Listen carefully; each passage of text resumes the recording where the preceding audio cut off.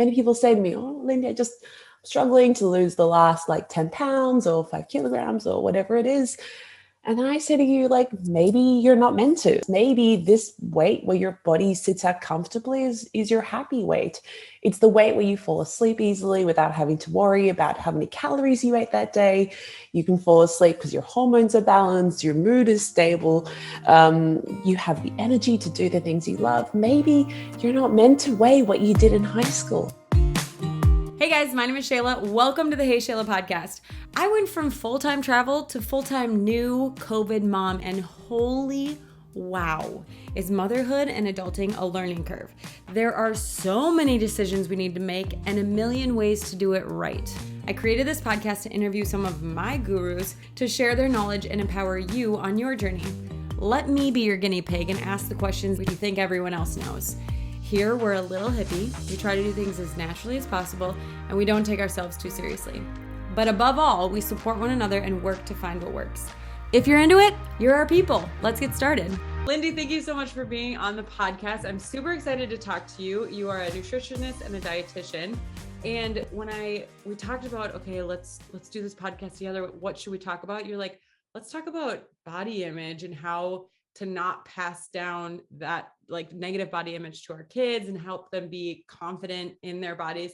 And also, postpartum moms and all of that. And I was like, yeah, let's talk about that. I've never really thought about that. And obviously Aaliyah is a year and a half, but you're saying that it can start now. So I'm just excited to get into all of it. So thank you so much for being on. I'm super stoked that you agreed. Thanks for having me. This is going to be a good chat. You know, I think especially if you're a female, at some point, maybe you've struggled with body image or like how people think of you or feeling like you need to lose weight. So this is a really good chat and something I love talking about.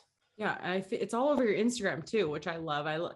Nude nutritionist. I was looking it up the other day and I was looking up naked. I was like, it's naked. Oh, nude nutritionist. Yes. You might get slightly different results if you search naked nutritionist. So don't do it. I mean, it's up to you. Do it if you want. But you're not going to find the good stuff. Well, anyway, but I feel like you're really good on your Instagram talking about body positivity in all aspects. And I think that's huge for nutrition and dietitians of like, because a lot of times it's how do you lose weight? How do you get thinner? How do you do this? And you're very much of let's be healthy. Let's love ourselves as we are and just get better, really. Yeah. And it's a tall order to ask you to love yourself, especially if you've spent your whole life hating on yourself, hating on your body, being like always never feeling like you're the right size. So like the first step is to kind of go, all right, well, can I just not hate my body? You know, like if body love is too far out of it for us, let's just start with my body is not as important as I've always made it out to be. Yeah. A bit of a background about who I am. I was 4 years old when I first thought that I had the wrong body size. I was in ballet class. I remember turning over to see some of the other girls, and I just knew that my body was wrong. Like my thighs were bigger and I just didn't fit into that mold. And I think about it now, and you think about like all our Disney characters or Frozen characters, and every single female that we see on our cartoons has a very specific body type. They have a very specific look to them. Yeah. So I think I probably took that on board, but I didn't start dieting until I was about 11 years old. I got sent to a nutritionist, not because I had anything wrong with my body. There was nothing, health issues. I just wasn't slim. I was, very athletic. And I think I was probably going through puberty early, eating as much as my twin brothers. And I think there was a bit of concern that I would, just keep eating. Yeah. And so this kind of started for me a decade of dieting. I became obsessed with trying to be healthy. And by trying to be healthy, what I actually mean is trying to lose weight. Right. Each week I'd be sent back to my nutritionist. I'd get weighed in to see how good I'd been that week. And what it really did to me is it really forced me to adopt very disordered behavior in order to be a good girl, in order to lose the weight, in order to look the way that I thought I needed to look. And it didn't matter if I did really unhealthy things to my body, I was still rewarded and told that I'd done a really good job. by the time I was 21, I had become so obsessed, messed up around food. I was over exercising, under eating.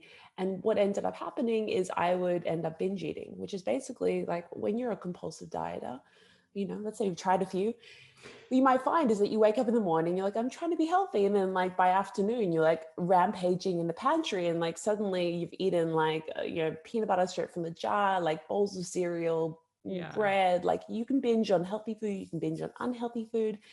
And often when you're doing binge eating, it's very much in secret. So by 21, I was like convinced that I was the only one who did this, that there was something wrong with me, that I had poor willpower, that, I'd been dieting for all these years. And I was here now 20 kilograms, technically 20 kilograms overweight. And you'd never met someone who was more obsessed with trying to lose weight. So there was this like contrast to me. And I decided I was going to be a nutritionist dietitian for all the wrong reasons. I was like, all right, well, I'm going to study this thing that's going to help teach me how to control my weight. Right. And through studying nutrition, I was like, actually, health is so much more than calories. It was this light bulb moment for me, because if you're around about my age, born in the 80s or the 90s, you probably have been a bit of a victim of that diet nonsense, where you're told that you just need to weigh less. So this was this big moment for me of going, all right, well, wow, I actually don't need to practice like all those other dietitians and nutritionists I've seen before. They basically just gave me disordered eating advice and, camouflaged it as health advice. And so I decided, all right, if I'm going to be a dietitian, I have to do things differently. I can't, I have to promote actual health, which is why I talk about topics like body image. This is why I help people feel good about their bodies. I mean, health isn't, it's not about weighing less. In fact, many people say to me, oh, Lyndi, I'm struggling to lose the last like 10 pounds or 5 kilograms or whatever it is. And I say to you, like, maybe you're not meant to lose those last few pounds or kilograms. Maybe this weight where your body sits at comfortably is your happy weight. It's the weight where you fall asleep easily without having to worry about how many calories you ate that day. You can fall asleep because your hormones are balanced, your mood is stable, you have the energy to do the things you love. Maybe you're not meant to weigh what you did in high school. How about that? This kind of crazy idea that what if health was measured by something other than before and after photos, and measured by something other than the number on the scale or the size of your pants? The feeling that I got when you just explained that was like a relief, kind of like it's just not what is talked about. It is like to be like, oh, this is your body. This is where it functions the best. Is not, I don't know why this is like mind-blowing for me, but that's not like the most ridiculous thing to say, but it kind of is with the culture that we're in, to be like, oh, no. Oh, you didn't understand me. I still need to lose 10 pounds. No, I did. And I'm suggesting that maybe what you are at right now is exactly where your body functions the best. And especially if people are kind of like, when your body says to you, you know what, I don't actually want to lose any more weight. You're trying all the things and your body's like, it feels like your body's fighting against you. Maybe it is. Maybe it's like, hey, dude, we're good. We're meant to be at this weight. And I think there's a relief to hear a nutritionist dietitian tell you this, because we've been drummed into this idea that, less weight is always better, right? And that's just not true, just based on all the evidence and stuff. What really matters is less than your weight is the behaviors that you have, right? Like, do you find exercise that you enjoy and, do it consistently? And can you eat more veggies? It's not about cutting stuff out of your diet, which is, I think, the traditional advice where it's like, hey, you can't eat like carbs, gluten, sugar, like blah, blah, blah. Like the list is humongous. And then suddenly you're like, oh my goodness, what am I allowed to eat? Salad. None of that. Right. It's like, what if we reverse that and we're like, all right, here's a whole bunch of foods I want you to eat more of. And then suddenly you're like, okay, wow, I got to really hustle to get those vegetables in. And what if exercise was enjoyable? Crazy idea. What if it wasn't like punishment? What if it didn't feel like a struggle? You didn't have to rely on willpower because you wanted to do it. Maybe you're just doing the wrong exercise. if high intensity interval training sounds like exhausting, if the idea of lying in your bedroom doing crunches is like not fun, you're doing it wrong. Let's find something else that's going to bring you joy. But there has to be, well, and this is probably just me programmed, but like, how do you decide that someone's at their ideal weight? Because if they're coming to you, I'm going to over exaggerate just so I don't offend anyone. They're coming to you at 1,000 pounds. You're not going to go, oh, this is probably the weight that you function best at. At what point are you like, okay, do you know what I'm saying? Like, because you don't want to. I know what you're saying. Okay. Great. What I want to see are the health behaviors, right? So if you're telling me, right, well, I'm exercising several times a week, I'm eating lots of vegetables, I'm like snacking on fruit, I'm getting legumes, I'm eating when I'm hungry, I feel comfortable stopping when I feel full. If you're telling me you're doing all these things, your body's going to find a weight where it feels comfortable. You're not going to weigh 1,000 pounds is what I'm saying. But when we focus on losing weight, so let's say I start running, I'm like, all right, I'm going to start running to lose weight. Now in 2 weeks time, if I hop on the scale and I haven't lost weight, am I going to keep running? No way. The only reason I was doing that was to lose weight. Right. And then this is what we do when we try to lose weight. We go, all right, well, I'm willing to do this for a few months. And then once I lose the weight, then I'll work out the strategy and the plan to maintain it. Yeah. If you're not willing to do that behavior for the rest of your life, and I'm not kidding, for the rest of your life, then as soon as you get to that goal weight, you're going to go, I'm done. I did it. Tick. Yes. And you're going to go right back to what you were doing before. So this is what dieting teaches us to do. You start on Monday, you adopt all these health habits that are very unfun. Like you eat sad salads, like salad dressing on the side. Like honestly, guys, the only reason I turn up for salads is salad dressing. So like, let's not make it even more sad than it has to be.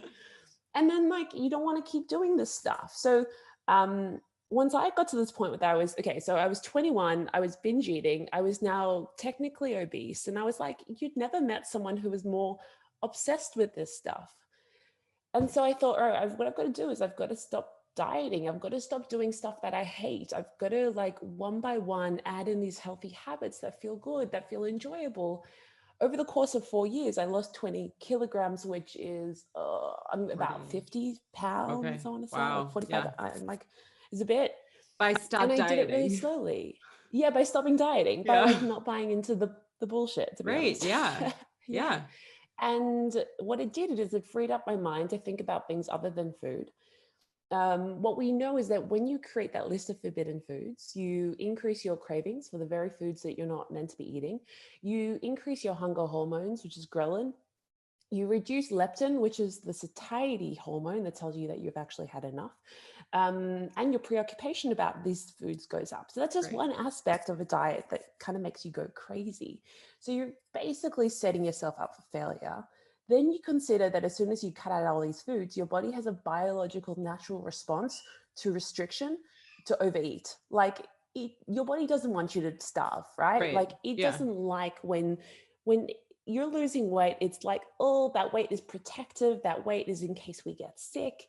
And unless it feels like there is food security, there is food safety, food is always available to it. Yeah. Like as soon as you get home alone, you're going to be like, I can't stop eating, like a cookie monster. And you know, we don't need to do that to ourselves. We can there is a better way to be healthy without dieting, without, the wellness wankery is what I kind of think of it as. Because there's like the other side of the coin where it's like, oh, well, you have to buy all these expensive superfoods and like you have to sell a kidney in order to be able to afford, any of them. I'm like, let's just not go down that pathway. Yeah. What if it was easier? Yeah. What if it was simpler? And it is. Wow. This is amazing. I really am. I love everything that you're saying. It's incredible. And I just think it is the exact opposite of what we're told and what I think you're right. Like, and then, well, I think every girl kind of goes through that sort of like comparing themselves to everyone else and all is calories. So all you do is calories. And then once you start learning that there's nutrient dense food that makes better calories than other ones. And like, then you can start to be more healthy. But I just, yes. Yeah. Everything. So here's this idea, like we don't need to count calories at all. Calories are kind of like not useful. And we know this because we've been counting calories for like the last 50 years. And, you know, if you look at, you know, our struggle with our weight has only increased as we've been counting calories. So we know that doesn't work. You have your own inbuilt weight management system. All of us do. It's your appetite. The sole purpose of appetite is to tell you, hey, I'd like a little more energy, or I'm good for now. We're good for the energy. Like, its sole purpose. What dieting does is it basically tells us to ignore hunger, eat based on a meal plan. Yes. It gives us food rules, like you can't have carbs after a certain time. You have to eat breakfast, the most important meal of the day. You have to eat frequently. Right. All your parents have told you have to finish everything on your plate. So our entire lives have been programmed to ignore this hunger system. But the hunger system, what we know from research is if people simply tune into their hunger, eat intuitively, they're able to eat within 50 calories of their energy requirements for that day. Now, why that's crazy is because every day you burn different amounts of energy. Like if it's a rainy day and you're just lying on the couch all day, you're not going to burn as much. If you've got your period, or you're like running around, or you know the weather's hot or something, you're going to be burning different amount of energy. So eating according to your hunger is so much more accurate than simply like arbitrarily going, oh, I'm going to have this many calories every single day, irrespective of my changing energy requirements. So the point is, there is a simple way, the way we don't have to eat according to tracking calories. And once you do it, it's mind-blowingly simple. And when I learned about it, I was like, why did you not teach me this in school? This is like, this feels quite fundamental. Yes. Right. So so this is a beautiful segue of like, how do we teach our kids this? How do we teach them that they don't need to clean their plate, or give them more when they like, I don't know. What's the best way to do that? So you're at an interesting age right now where Aaliyah's, how many months is she now? She's 1.5 years. Okay, so that's exactly it. So around about 1.5 years, you might go, all right, well, I've got an easy eater, someone who eats everything. And then around 1.5 years, we start to see signs of fussy eating, which is basically that they start refusing certain foods. And what we know is that some parents, once their kid refuses a food, they go, all right, well, they don't like that food. And then what happens is we stop offering those foods. But like some days I feel like eating a sandwich, and like some days I feel like having a salad, and we're not going to want to eat everything on every single day. They say it takes kids like at least 10 times to actually see a food, taste the food before they even taste it. So all the research basically supports this idea that what we should be doing is just exposing our kids to foods. And I know it's really frustrating because I do this thing, like I made my son like these healthy 3-ingredient pancakes on the weekend, and I was really smug and happy about it, and I gave it to him, and like he like literally picked it up and threw it at the dog, and the dog was like stoked, and like he was stoked, and it was really everyone had fun except I was like, you didn't eat the pancakes, and I ended up feeding him yogurt. Anyway, the point is that you will go to effort to try and make this food, and you want them to eat it, and it's frustrating if you like keep offering it and they don't eat it, but a key part of it is to keep offering it and to not make a big deal about this. And I know this is hard, but if I give my kid broccoli, I'm not going to go, hi, why don't you just give it a go? Why don't you just try it? Because then in that way, we're kind of making a big deal about it. So here's the phrase that we say: we put the plate of food on their table, whether or not it's healthy or unhealthy based on our perceptions of it. And we go, here you go, completely non-judgmental. And that way we're not kind of building in the sense of like good, bad, you have to eat your vegetables kind of thing. The other thing that we're doing is we're unattached. Like if they eat it or they don't eat it, okay, we take it away from them. And that's this is very hard to do always, but this is the ideal world. The other thing that I think is kind of interesting is that we're trying to give them veggies in veggie format. So like, if you're giving your kid like zucchini muffins, do you guys call them zucchinis? Do you know what zucchini is? Okay, cool. I was thinking it was one of those weird like translation issues. Zucchini muffins, like, are you teaching them to like zucchinis, or are you teaching them to like muffins? So it's like, how can we be trying to teach them to like eat veggies in veggie format, and for them to throw the zucchini sticks on the floor like 20 times and to still kind of turn up and give them those foods to eat?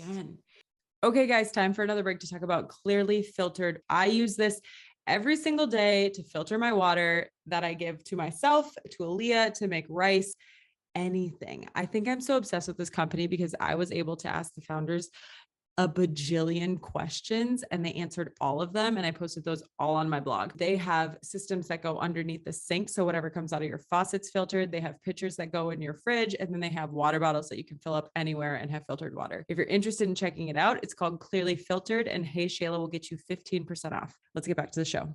Okay. So It's tricky. 2 questions. Do you recommend, because sometimes I'll put 5 different things on our plate. And I've seen like, oh, give them one thing at a time, or like, oh, give them whatever and make sure it touches so that they don't freak out about food touching or whatever. And then I'm gonna ask my second question just so I don't forget it, because I may have already forgotten it.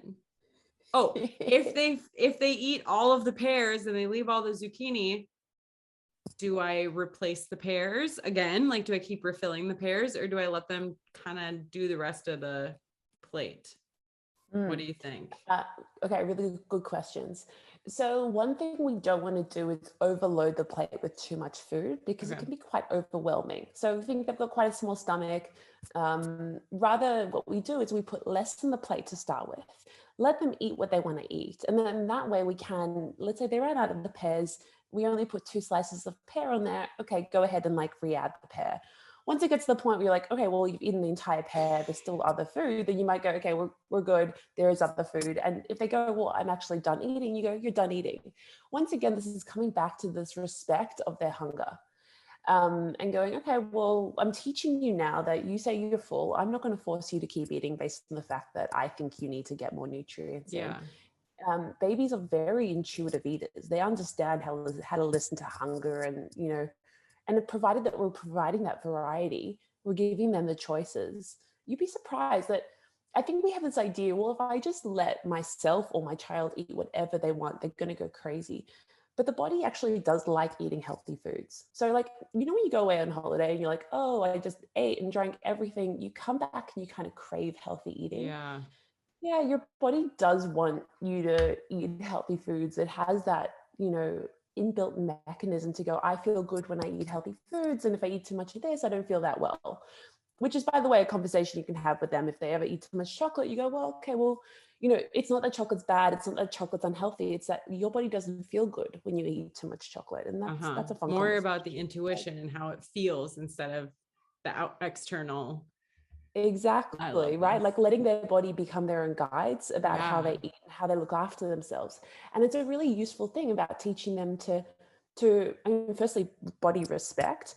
And the other thing is to kind of go, I like to check in on my body. So from like a mental health perspective, one day they can go, oh, how am I feeling? What is that emotion that's coming up? Or if it's hunger, or if they're like, okay, well, maybe I should make an appointment to go see the doctor because I'm noticing something in my body. You're teaching them that, yes, there are health experts, but they are the expert on their body. And I think that's a really important lesson to teach them. Totally. And by me respecting that she's full, she learns to respect that she's full. Absolutely. Love. Okay, wait, like, are we talking? There's nuance. Okay, yeah. Go ahead. There's nuance because, like, you know, let's say you feed them and then like they don't want to eat that much, and then half an hour later they're like, I'm hungry. Well, you know, it's kind of tricky when, you know, if you think about us in the adult world, like I don't have someone who's arbitrarily bringing me food at some point. Like when I'm hungry, I'm like, okay, I'm going to go eat my food. So it's a bit tricky for them because we're basically going, well, these are the meal times. And I think what we create is a meal window. And so you might go, all right, well, within the hour, this is the time that you have to eat. And after that, if you decide you don't want to eat anymore, then maybe, all right, well, you're going to get a snack soon. Because you know, we tend to feed our kids pretty frequently. So you know, you're not going to starve. Like you might, like in an extra hour, you'll get, it's snack time, so we can eat then. And it's okay to be a little bit hungry, comfortably hungry. You know, discomfort is kind of okay. I'm not talking about really hungry kids. I'm just talking about like, okay. They're kind of fussy. That actually helped with, we taught her sign language and she will tell us when she's hungry. So that's amazing. Oh, it is so helpful because it'll be, I mean, we do sort of have a window, like, okay, we eat within a couple hours of her waking up, but she'll be like, and we're like, okay, cool. And we feed her. And that's been amazing. So helpful. Yeah. I love that you can do that and you can be flexible and fluid to kind of go, oh, you're hungry right now. Yeah. I would eat if I was hungry, so I'm going to feed you because it's Right. hungry. Yeah. Yeah, hungry time. The other thing I want to talk about is body imaging kits. So like, Yeah. so I did a poll on my Instagram, and 89% of people, which is about 7,000 respondents, said yes to the question, has your family or someone in like an important person in your life ever commented negatively about your food or your weight? And like for 89% of people to be like, yes, that has happened to me. What it shows me is that this is a huge issue. And as I said before, maybe you are a similar age to us, where like you're born in the 80s or the 90s, and you're like, your parents, our parents' generation, were like the Jane Fonda generation. They were really into diet culture. They were the cabbage soup diet. They got hit the hardest with things like Atkins. Calorie counting was massive. And they didn't have people like, people like me kind of going, hey, you don't need to starve yourself to, they didn't have the counterculture that's happening at the moment. So I think that I help a lot of people of the older generation trying to, they've been dieting for 40 years, 50 years. Point is, they raised people like us, and they believe that by commenting on what we eat or what our kids eat or our bodies, that they were helping us. They believe that, here's the fact.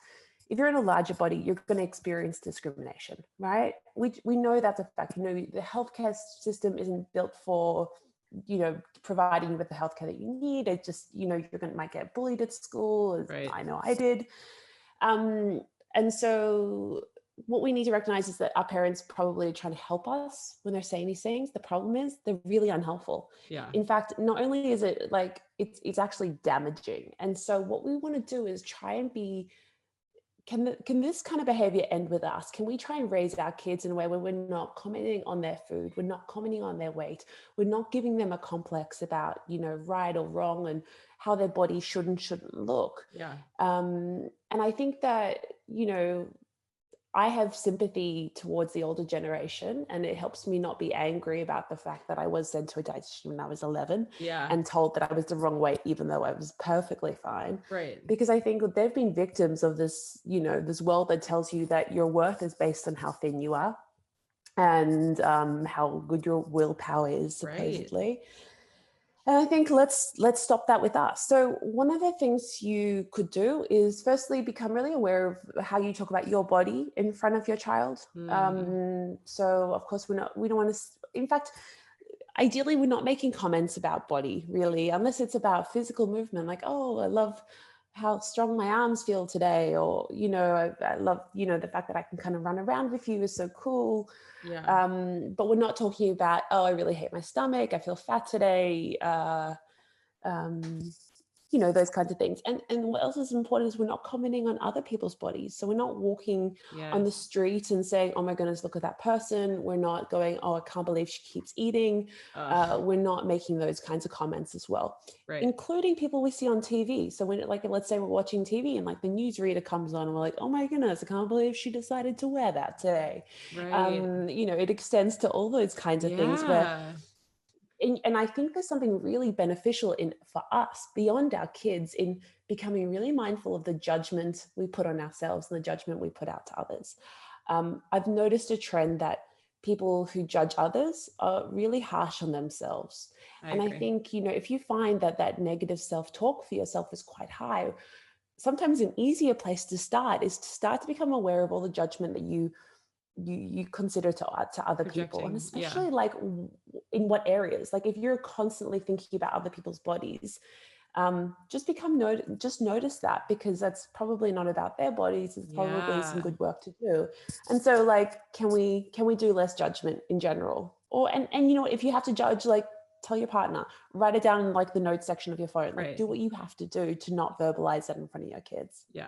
Or I've also like, if you think of a negative thought towards someone, recognize it and be like, okay, there it is. And then try and find 3 good things that you can say about them to sort of like, or about yourself. Like if you're looking in the mirror, you're like, oh my gosh, I still have the pooch or whatever, then go, okay, I really like, and maybe not even physical, but like, okay, I like how patient I was with my daughter today, or I like how my hair looks today, or just finding 3 things I think that's really hard for people who are critical of themselves, but it's a Yeah. good exercise to not only have that trigger go off of like, oh my gosh, I just did it again.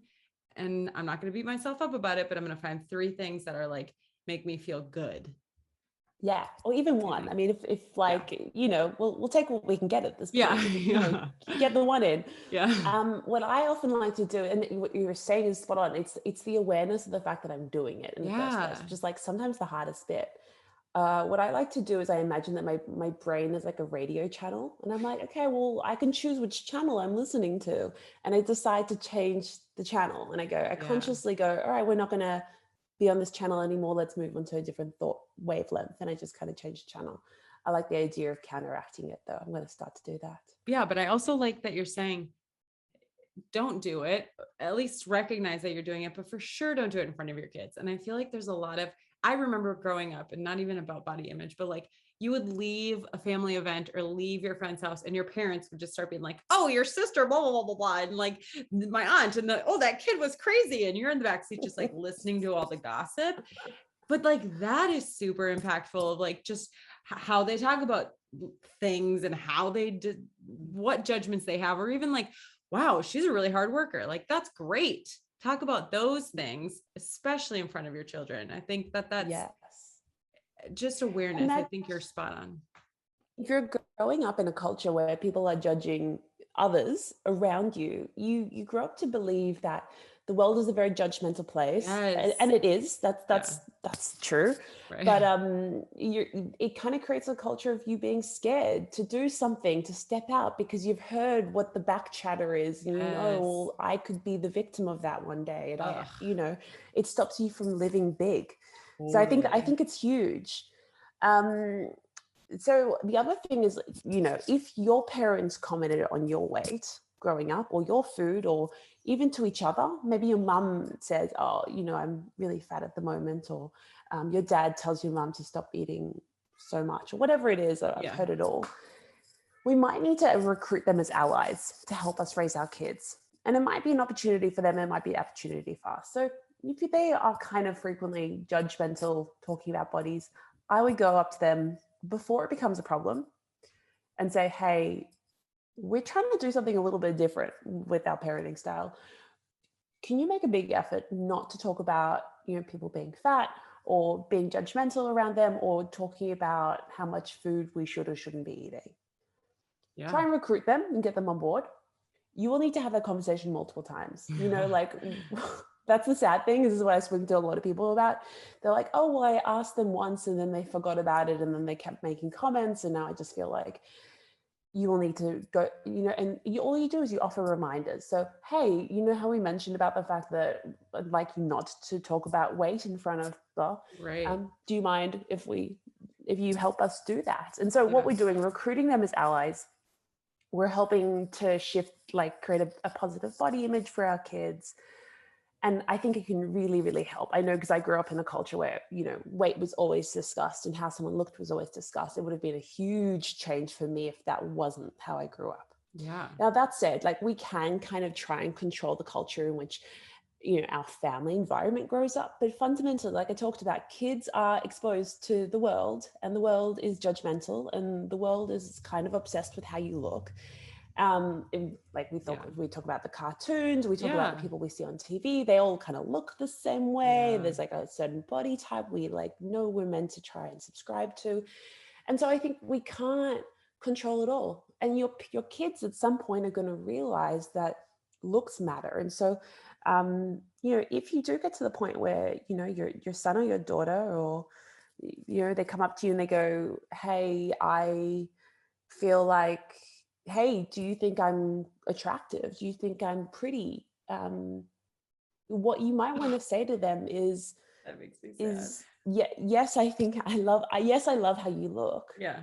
But it's only one part of who you are. There are so many other parts to you. You are smart, you are funny, you are brilliant. We can't say to our kids, looks don't matter, because we'd be lying to them. And I think that's not the right message. What we want to teach them is there is a world in which looks, are a component, but it's really just going to be one part of who they are. And they can be this very varied individual where their looks are just, A not piece of it. Yeah. Yeah. And it's not like they have to put their entire self-worth based on how they look. And I think that's a big conversation to have and to repeat to them and remind them of.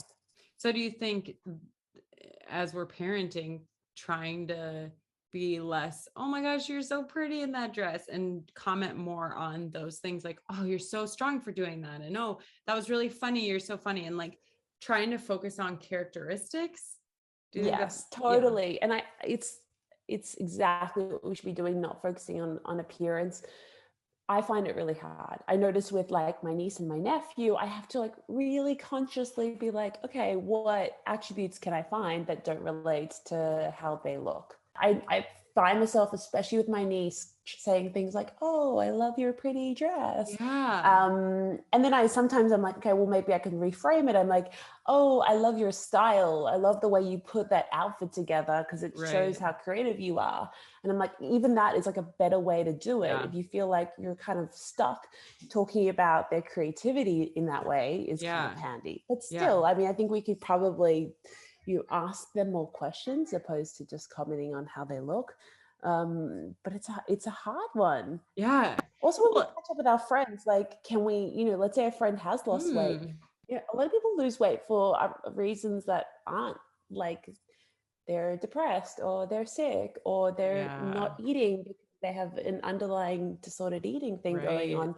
And when we catch up with our girlfriends and we go like, hey, oh my God, you look amazing. Have you lost weight? What we're doing is we're like completely missing what might be underlying there. Or Uh-huh. so you might just go, hey, how are things been for you? And trying not to comment on how other people look in general. Right. Especially attached to, oh, so good. Yeah. Yeah, exactly. Like as though, oh my God, you've lost weight is a compliment in and of itself when Right. it is not. Yeah. So, I mean, especially most of the listeners, I assume, are mothers. And I feel like that transition, woof, it can be really difficult for a lot of people to go from whatever they were before to pregnancy, then to postpartum, new bodies, and trying to get used to them and trying to lose the weight and trying to like do all of these things. So kind of what do you recommend, or when you work with postpartum women, what's the focus there? Yeah, and it's really hard because even when I was pregnant, I really had a sense that I needed to gain the right amount of weight. Like there Yeah. was this perfect number Yep. that I needed to hit, and I'd get weighed and I'd get like assessed, like, oh, looks like you gained a bit too much this past like few Yeah. months. And I'm like, okay, well, I can't escape it. Even in pregnancy, Right. I have to be the Yeah. perfect pregnant woman. Yeah. Then you lose the weight. You get kind of desperate to get back to exercise. I found that I got quite keen to get back to exercise, and I couldn't help but recognize that part of it was because I was missing this old version of me, this old Yeah. body that I had, and the person that could exercise and felt strong. I had a C-section, so it took me a little bit of time to get back Yeah. into the working my core. And I know someone in my Pilates class, she started exercising way too soon after having a baby. And now she's got like permanent abdominal separation. She needs an operation. Oh And man. all of this is driven by our desire to Yes. try and look the way we used to look. Yeah. And it's so tough because we have a bounce back culture, which is like, oh my goodness, look at this model who walks on like Victoria's Secret runway after like 3 months after having a Yeah. baby. And I'm like, that's not me. Right. I was never that girl. And some people do bounce back, like they do. There's a small percentage of people, Yeah. not me. And so everything I had to do was trying to help myself have a more positive body image. I noticed that temptation to diet, to restrict, to do something crazy. While you're But breastfeeding. When you're breastfeeding, you've got to Yeah. keep supply up. So we can't Right. we can't be doing this. There's a part of me that kept thinking about like the sacrifices I'd made as a mom. And I was like, okay, I can't maybe do the things I used to do to try and lose weight. I have to be slow and steady, and I have to be smart about this. I'm going to take a quick pause to tell you about elimination communication. Elimination communication is potty training your infant, but really it's when the parents are trained to know when the baby has to go potty and then offering the potty. We've been doing this with Aaliyah since she was about 6 months old. There's a book called Go Diaper Free that I read that basically lays out the whole thing. They also sell potties, they sell training underwear, they sell children's books that you can read to them about pottying. It's pretty great. The website is Tiny Undies. And if you're interested in trying, you can get 15% off with the code Hey Shayla. And so one of the things that we have to adopt here is this idea of being patient. And I needed to have multiple different sizes in my wardrobe in order to account for my pregnancy body, my postnatal body. And, now that I'm, slowly creeping back into my older clothes. Yeah. And I had to rotate those clothes through my wardrobe so that when I opened my 2 months after having baby, I would open my door and be like, okay, there are clothes that I can wear. Yeah. And I think what we do is we resist the temptation to buy ourselves new clothes. So it increases this need that I need to lose the weight quickly because I wake up in the morning and I hate the way I look and I can't find something to wear and it's awful. And it pushes us to want to adopt some extreme measures so that we can get there quickly. Maybe compromise our supply as a result of it. That's the thing. Like what worked prior is not, because I remember feeling the same way. You're like, oh, I'll just restrict a little bit. Oh, actually, I can't. I need to be eating more calories than I'm supposed to be eating to nutriize. That's not to provide nutrition for this child. Nutriize. Nailed it. Yeah, that's it. You will never have higher energy requirements than when you are breastfeeding, and you'll never be thirstier in your life than when you are breastfeeding. And so back to this hunger idea, you are going to notice that you are ravenously hungry. Yes. And that's because you have much higher energy requirements. And so just like that's a bit of a respect for your hunger in the way that it's trying to guide you to eat the right amount of energy for your body. But that makes it even harder. So now you're more ravenous, you hate your body even more. Not only are we dealing with like maybe excess weight, but we're also kind of like, oh my goodness, my boobs, they are like, why do they look like this? And my stomach is like, I never liked my stomach and now look at it. Right. Yeah. So it's a hard thing. And I think some things that I use to remind myself, apart from the fact that I did always have clothes in the right size for me in my cupboard, and I removed them. So that was one key thing. Another thing I do is I constantly remind myself that how I look is the least important thing about me.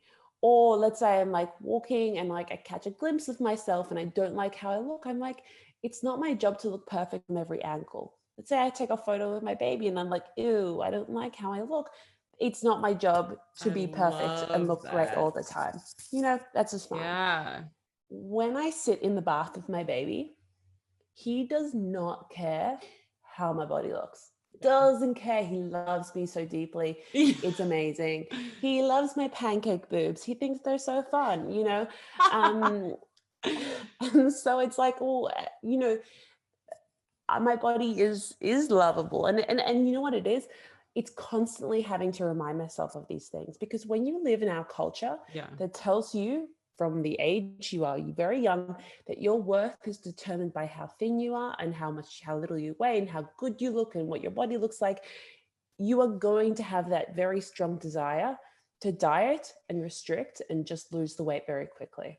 And what you need to do is you need to have these body acceptance kind of reminders in your life so that you can remind yourself, all right, I'm going to do this the slow way. I'm going to just be patient. Yes. And now what does that look like, right? So I want to be like, okay, well, just don't diet and then just like, exist, because what ends up happening is you feel out of control of food. You stay where you are and you don't feel good. I know for myself, I had like this mini identity crisis after I had a baby. Feel like, who am I? Like I look in the mirror and I'm like, I don't recognize you. You don't look like the girl I was before, and your life is very monotonous, COVID did not help, but I was like, you do the same thing every day and you used to live a very adventurous, very fun life. So that didn't help either. Okay, but what are we going to do now that we're at this point? Okay, well, all right, I am postpartum. I don't want to diet. I don't want to compromise my supply. I don't want to compromise my health, but I do eventually want to get back into my old clothes. And I think, like I talked about when I was 21 and I was like, all right, I'm not going to diet anymore. you need to find things that you go, I am willing to do this for the rest of my life. And I'm not talking about a whole bunch of stuff all at once. I'm talking about one thing that you can implement into your life that you think is doable. And think about it a bit like, all right, when you go on a diet, you try to adopt all these new habits, and it requires a lot of willpower, a lot of conscious thought.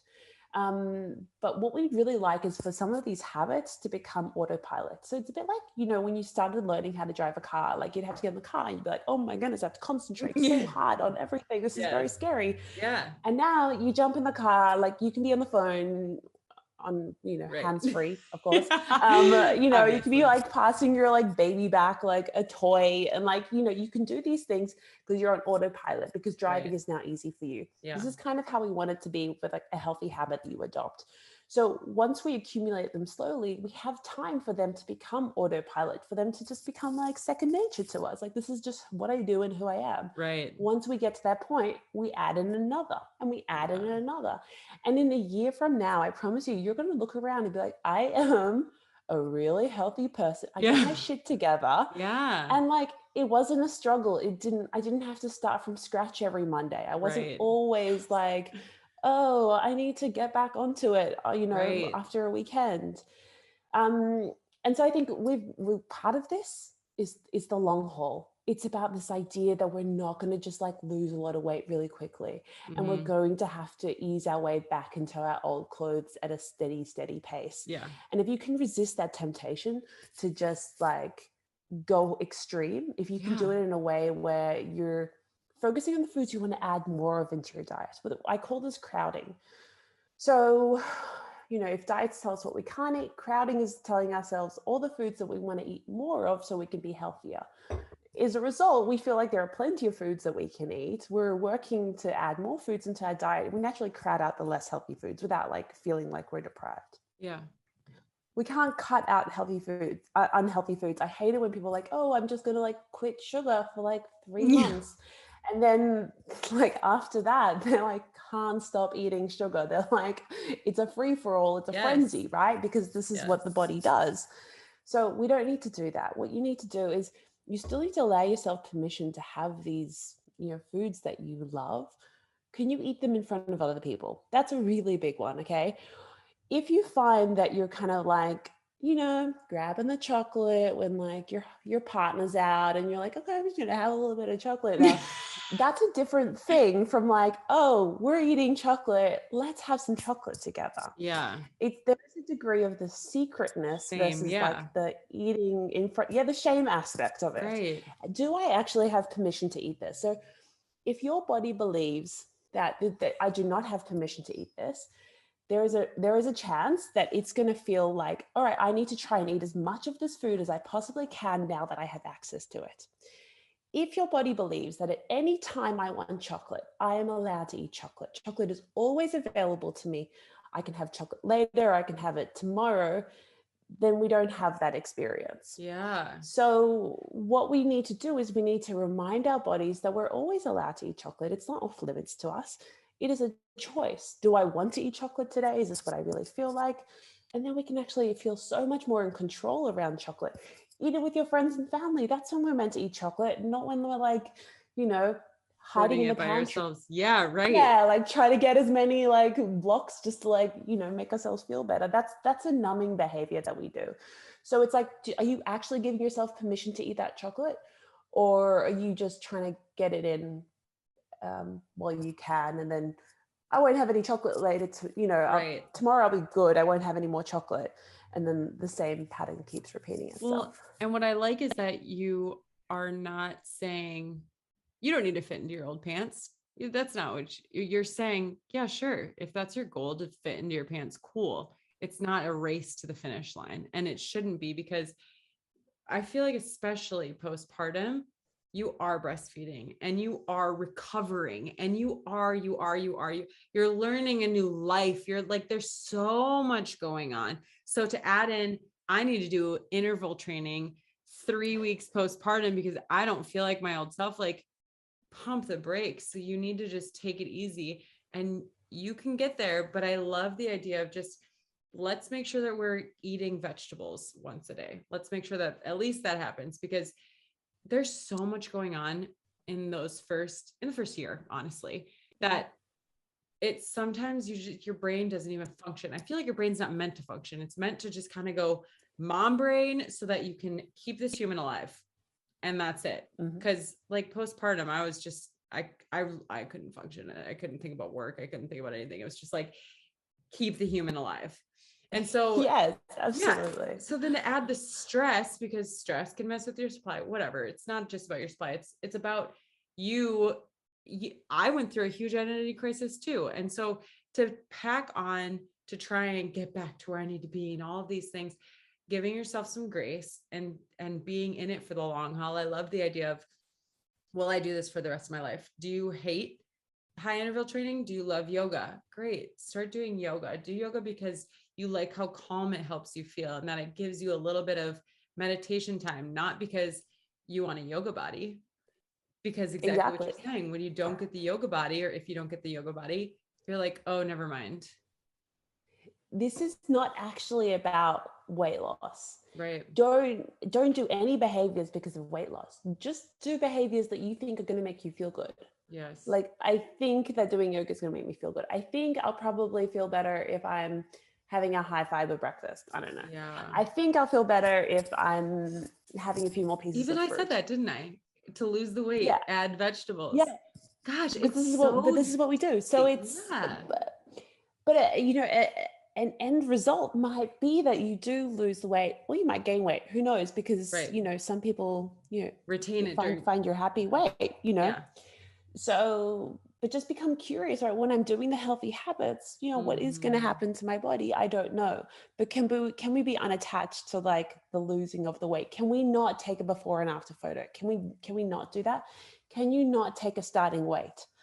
Okay, crazy idea, but how about not? Because if your body changes, you're going to feel it. You'll know it. Like you're not going to need a scale to tell you that things are changing, that you're feeling like your body it just feels different. Your clothes fit differently. But can we disassociate from that weight loss a bit? And as a result, you're going to be so much more consistent because, you know, let's say you hop on the scale and you haven't lost the weight, you're not going to suddenly forfeit everything, as we talked about. And this is fundamental to your success. Yeah. You're right. Because adding the things that I think just the same thing we've been saying, like go inside, go internal and be like, wow, when I go on a walk every day, I feel so much better. When I do yoga, my mental health is better. When I add the vegetables, my body functions better. And a lot of people don't, especially Americans, we do not, like the Japanese say, eat until you're 80% full. Americans are like, well, how do you know when you're 80% full? It's just a concept that we don't understand. And I think it's because we are trained, everything is external. You need 2,000 calories a day. You need to finish your plate. It is mealtime now. You're not going to, and like, there's so many external factors that are telling you when to eat, how much to eat, what to eat, that nothing is internal. So I think just tapping into that is crucial and exactly what you support. And I think that's so genius. This is what we talk about is these are this is what I call diet noise. And, you know, over the past like 10, 20 years, you would be amazed how much diet noise you have absorbed about like all these rules you have around food, about, you know, carbohydrates, what kinds are okay, how much you're allowed to have, when you're allowed to have them. And so every time you're going to make a food choice, you have like a whole bunch of all this noise like rattling around in your brain. Do you know those people who they have some dessert, they have like a couple of bites, they're like, I'm done, that's it, I'm satiated. These unicorns, I call them unicorns because I don't meet them that often, but I know of them. What's unique about these people is they are naturally intuitive eaters. They have never been caught up in this diet advice. Let's say they have a piece of cake at night. They don't wake up the next morning and go, oh, I have to be extra good so I can counteract the cake that I ate, you know, to make sure that everything's balanced. They simply wake up and they go, I'm going to listen to my hunger, because that's what they do every day. In fact, it's a non-conscious thought. They just listen to their hunger. But when we have been, you know, victims of dieting and like, oh, you eat this, don't eat that, only this much, the noise in our brain is out of control. It means Yeah. that we can't just tune into our hunger. We don't even know what hunger feels like. So Right. here's a little strategy for you. Next time you do feel hungry, and you might notice extreme hunger, you might what you can do is wake up in the morning and just wait until you feel hungry to eat. It might be 11 a.m. Just see become curious. At what time do I become hungry if I'm not just eating on autopilot? And then take note, well, what does that actually feel like in my body? What does the subtle version of hunger feel like for me? What does an extreme version of hunger feel like for me? Yeah. And as a way we can start to do this experiment. I think we've been taught to fear hunger. And I'm not talking about crazy hunger. I'm talking about every time before we eat, we should feel hungry. Every single time. Right? And that makes sense. Our body's like, okay, we're ready for some more food. Right. Each time we're eating before we're getting hungry, we probably have enough energy for right now. We're just eating because it's breakfast time or lunchtime or snack time or all the times that we normally eat. And life's not perfect. There are going to be times where you eat when you're not hungry, and that's perfectly fine. Right. So what would your life look like if you just go back to eating when you were hungry? You didn't have to stress about food. You were never ravenous. You were never, in fact, a lot of people, what they do is they get ravenous, and that's a big problem. You wake up in the morning I'm going to be good today. Yeah. You eat really healthily. And by what I mean by that is you don't quite eat enough, or you eat chia and salads and you get home and you're oh my goodness. Or the afternoon, you're I'm ravenous. I'm so hungry. You eat the kitchen. You've screwed up again, in inverted commas. And the next day you have to start all over again. And that cycle repeats itself. Anyway, this is the kind of thing that I love talking about, because I think it's super common. It happens to a lot of us. We don't think it does, but actually, most of us. Even me, I've already said things this whole podcast, and I'm oh, well, that's relatable. Yeah. But I mean, relatable. But it's also, I'm oh, well, how are you going to get back to your pants? You got to add, it's well, no, we're trying to do things. Yeah. That's so interesting. Yeah, and you know what? You've spent how many decades being told that weight loss is the most important thing. Of course, we're gonna have to rewire our brains to think differently. But I also love this next generation thinks differently. And how exciting is that? Yep. No, I agree. Oh, so good. So good. So fun, huh? Yes. Yeah. It's incredible. And I just love everything that you're saying. And I love that we can also tie it into the kids and be okay, this is how we need to help them not be in the same pitfalls, essentially, but also that it's realistic.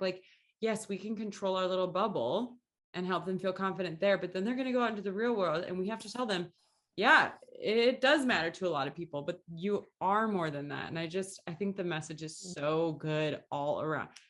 Thank you.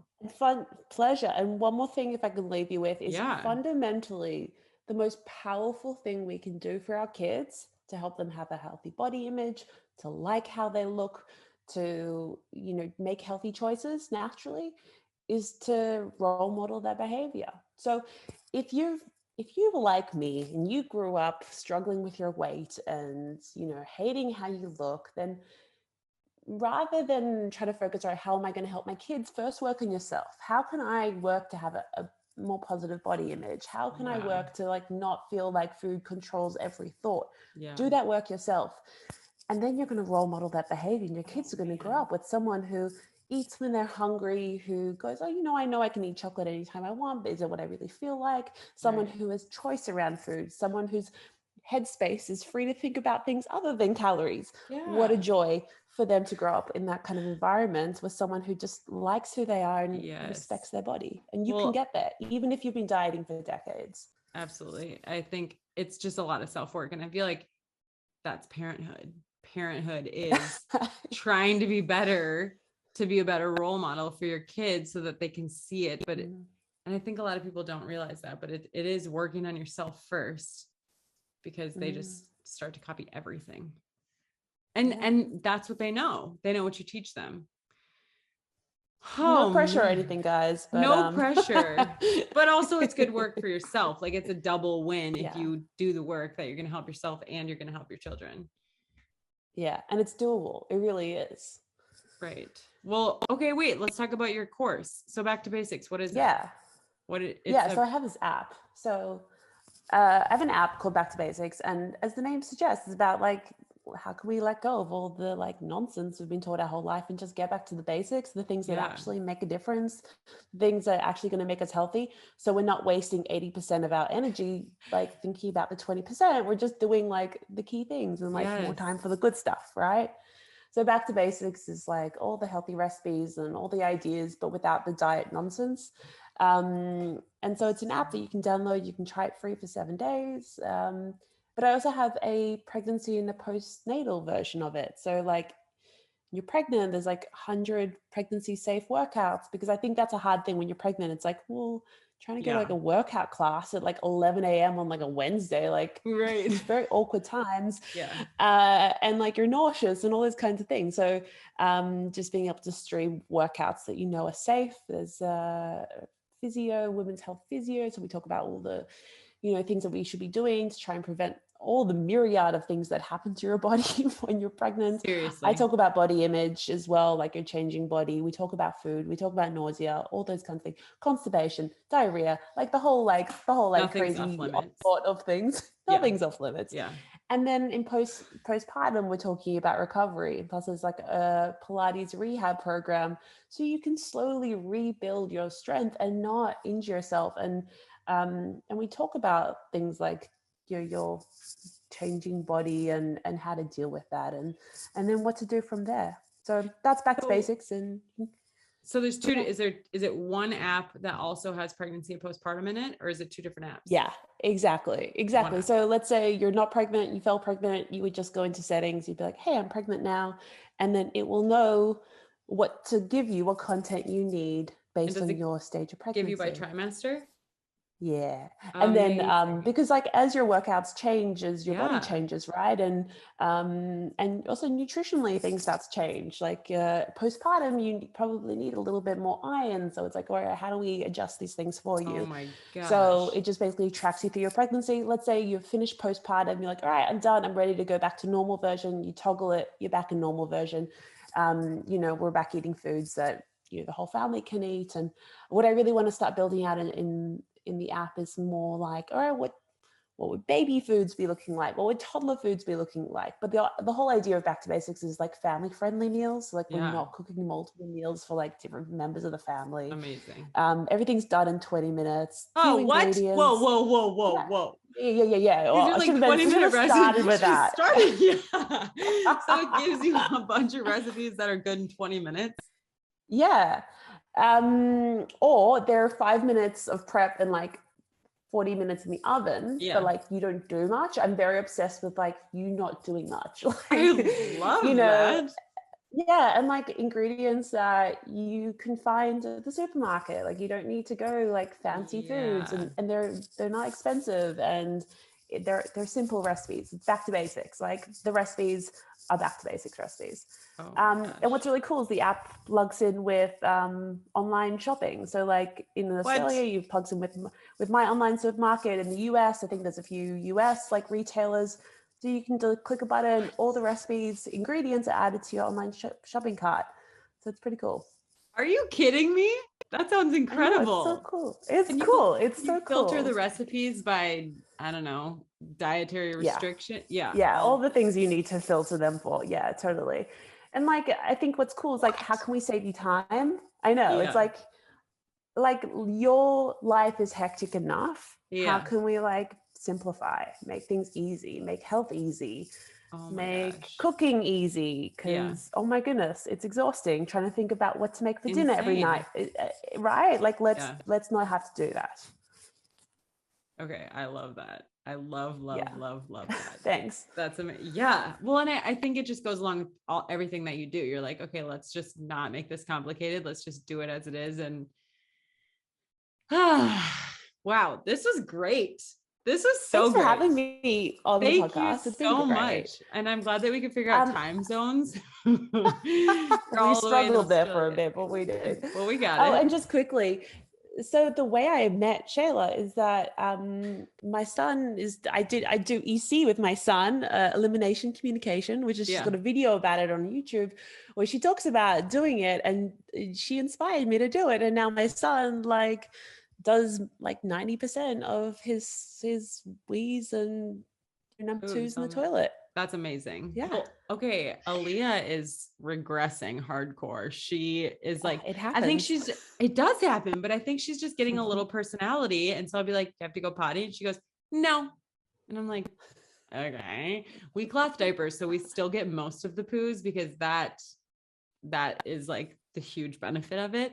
But that's so fun. I love that you tried the tiny undies so that there's real feedback to her. Yeah.